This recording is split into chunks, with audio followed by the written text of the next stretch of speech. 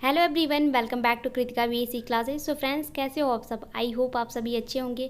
यहाँ पे आपको पता होगा कि बीएचयू और डीयू का एंट्रेंस एग्जाम, जो एमएससी जूलॉजी का एंट्रेंस एग्जाम्स होने वाला है, आपका टेंशन और प्रेशर तो काफ़ी हो रहा होगा कि हम कैसे एंट्रेंस एग्जाम्स क्लियर करें और या जितना भी हम पढ़ें हम किस तरह से उसे रिवाइज करें। तो यहाँ पर आज हम लास्ट फ्यू डे में स्ट्रैटेजी और ट्रिक के बारे में कि लास्ट मोमेंट पर हम कौन सा ट्रिक और स्ट्रैटेजी अपनाएं और कुछ इंपॉर्टेंट टॉपिक के बारे में भी डिस्कस करेंगे। तो चैनल पे नए हैं तो प्लीज़ चैनल को सब्सक्राइब कीजिएगा। वीडियो पसंद आए तो वीडियो को लाइक कीजिए और ज़्यादा से ज़्यादा अपने दोस्तों में शेयर कीजिए, ताकि जो भी स्टूडेंट है एंट्रेंस एग्जाम देना चाहते हैं, प्रेशर में है, टेंशन में है, तो उनका थोड़ा सा प्रेशर कम हो सके। ठीक है। और अगर आप हमारे टेलीग्राम ग्रुप पे ज्वाइन होना चाहते हैं तो लिंक डिस्क्रिप्शन बॉक्स में मिल जाएगी, आप जाकर वहाँ से भी ज्वाइन कर सकते हैं, जहाँ की important Qs previous year question paper start हैं। तो चलिए स्टार्ट करते हैं।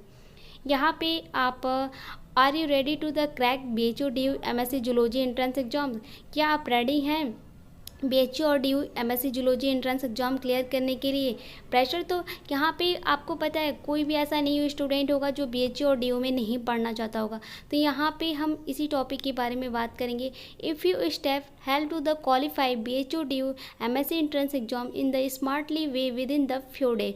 कुछ दिनों में हम कौन सी स्ट्रैटेजी को अपनाएं कि हम जो बीएचयू और डीयू का एमएससी एंट्रेंस एग्जाम्स है उसे हम क्वालिफाइड कर सकें। ठीक है।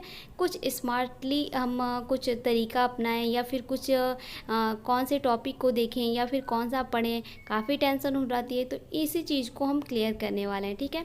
This video is very useful for all those student who want to the crack this exam within the few day. Okay.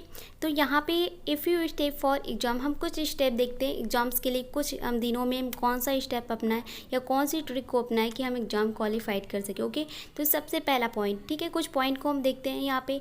तो जो पहला पॉइंट है हमारा, कीप मोटिवेट योर सेल्फ। सबसे पहले हमें खुद को मोटिवेट करना चाहिए कि हाँ, हम ये कर सकते हैं। हमें बीएचयू में एडमिशन लेना है, हम ले सकते हैं। हमें डीयू में एडमिशन लेना है, हम ले सकते हैं।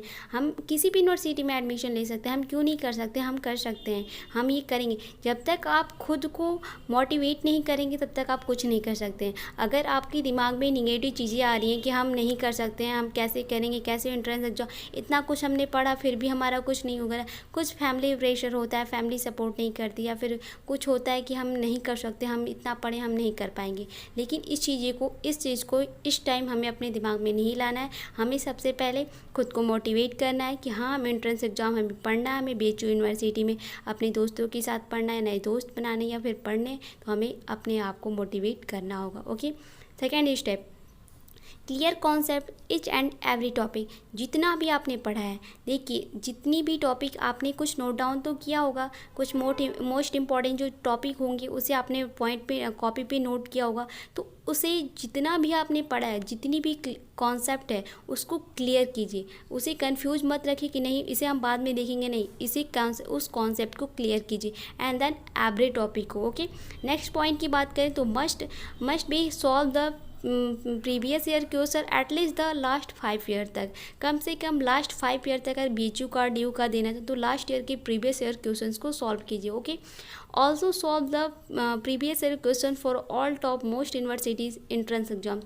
जितने भी यूनिवर्सिटी हैं उनके एंट्रेंस एग्जाम्स के प्रीवियस, जैसे कि नीट है या फिर जेएनयू या फिर बीएचयू है, इन सभी के एंट्रेंस एग्जाम्स के जो क्वेश्चन पेपर अवेलेबल होते हैं, अगर नहीं है तो आप हमें बताइए, हम टेलीग्राम ग्रुप पे अवेलेबल होगा तो मैं आपको ज़रूर दूंगी। ठीक है। उसे आप सॉल्व कीजिए।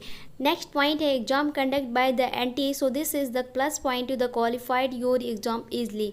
अभी आपको पता है कि एंट्रेंस एग्जाम जितने भी यूनिवर्सिटी बीएचयू डीयू या फिर जितनी भी यूनिवर्सिटी है उनका एंट्रेंस एग्जाम्स एनटीए के द्वारा ही कंडक्ट हो रहा है। तो यहाँ पे आपको प्लस पॉइंट के द्वारा इजीली आप क्वालिफाइड कर सकते हैं। ओके। नेक्स्ट पॉइंट की बात करें तो you can use your BSc and NCERT book and revise the important topic that will also the previous year question paper में। जो बीएससी का आपने बीएससी अगर आपको एमएससी करना है तो बीएससी का जो भी आप सिलेबस है उसमें जो इम्पॉर्टेंट टॉपिक है, जो प्रीवियस ईयर क्वेश्चन पेपर में जो क्वेश्चन पूछा गया, जो इम्पॉर्टेंट जहाँ से टॉपिक आपको दिख रहा होगा, हमने टॉपिक के बारे में डिस्कस भी किया है, उस वीडियो का भी लिंक आपको डिस्क्रिप्शन बॉक्स में मिल जाए, तो उस टॉपिक को आप क्लियर कीजिए। ठीक है। उसे देखिए कि क्या क्वेश्चन पूछा उसे रिवाइज कीजिए एंड देन एनसीईआरटी बुक को आप उसकी जो बेसिक चीज़ें आपने नोट डाउन किए उसे पढ़िए, ठीक है। नेक्स्ट पॉइंट है negative marking in your exam, so carefully click on the options. यहाँ पे आपको पता है कि यहाँ पे बीएचयू में भी आपका निगेटिव मार्किंग है, डीयू में भी निगेटिव मार्किंग है। अभी तो बीएचयू का पेपर पैटर्न भी चेंज हो चुका है, तो यहाँ पे जो निगेटिव मार्किंग का ऑप्शन है, आप कोई भी आंसर को क्लिक करते हो तो केयरफुली उसे देख कर ही क्लिक कीजिए, ठीक है। नेक्स्ट पॉइंट हमारा please do not take new resource to the read the topic for last moment. Last moment पे आप किसी भी टॉपिक को मत पढ़िएगा, मेरा सजेशन यही रहेगा, क्योंकि अक्सर ऐसा होता है कि हम कुछ टॉपिक को देखते हैं और हमें लगता है कि हमने वो छोड़ दिया है, तो आप उसे सच में छोड़ दीजिए, उसे पढ़ने की कोशिश मत की, क्योंकि अगर आप उस टॉपिक को पढ़ने की कोशिश करेंगे तो जो आपने पहले रिवाइज किया वो आपका छूट जाएगा, वो आप उसे रिवाइज नहीं किए, जो रिवाइज किए वो भी आप भूल जाएंगे। तो मेरा सजेशन यही है कि आप लास्ट मोमेंट में किसी भी नए टॉपिक को मत पढ़िएगा, ठीक है। एंड लास्ट पॉइंट है हमारा don't forget the NCERT 11th-12th class का बेसिक क्लियर, जो अगर बेसिक क्लियर होगा तो आप कुछ भी कर सकते हैं। एंड एनसीईआरटी को आप देख लीजिएगा 11th-12th क्लास के इंपॉर्टेंट टॉपिक, ओके। चलिए फिर देखते हैं कुछ इंपॉर्टेंट टॉपिक के बारे में। MSc most important topic for BHU DU MSc zoology entrance exams, okay. यहाँ पे ऑल वर्टिवेट and the invertebrate common name, habit, specific feature and etc and the life cycle of all internal parasite like, जैसे कि tape worm है, round worm है, fluke है, etc, okay. And last point है, next point है हमारा all larva name, जितने भी लार्वा नेम होते हैं उसे आप देख लीजिएगा। नेक्स्ट पॉइंट है हार्ट चैम्बर, जितने भी क्रोकोडाइल हैं, रेप्टाइल्स हैं, जिनके भी हार्ट चैम्बर को देख लीजिएगा। Respiratory organ, locomotory organ and kidney type of the in all वर्टिवेट एंड इनवर्टिवेट, जितने भी वर्टिवेट्स के एनिमल्स एंड इनवर्टिवेट के फाइलम में जितने भी आ रहे हैं उनकी किडनी टाइप को देख लीजिए, कितने टाइप की किडनी होते हैं, ठीक है, कैसे होता है।